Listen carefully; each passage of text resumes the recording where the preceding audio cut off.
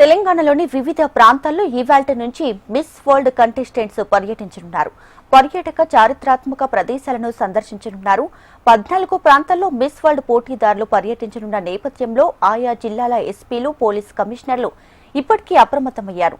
బుద్ధవనం, లార్డ్ బెడర్, చౌమహల్లా ప్యాలెస్, రామప్ప గుడి, Yadagirigutta, Pochampally, Pillalamarri, Ramoji film city, integrated command control centre, Uppal stadium, Shilparamam తదితర ప్రాంతాల్లో అందగత్తెలు పర్యటించనున్నారు.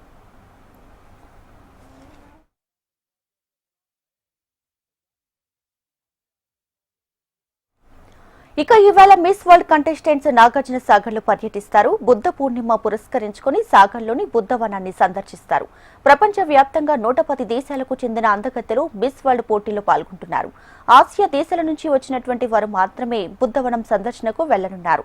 బౌద్ధ మతంపై విశ్వాసం, బుద్ధుని చరిత్ర తెలుసుకోవాలని ఆసక్తి ఉన్న 30 దేశాలకు చెందిన మిస్ వరల్డ్ పోటీదారులు బౌద్ధ థీమ్ పార్కులోని స్తూపంలో బుద్ధుని విగ్రహాల దగ్గర జరిగే ఆధ్యాత్మిక కార్యక్రమాల్లో పాల్గొంటారు.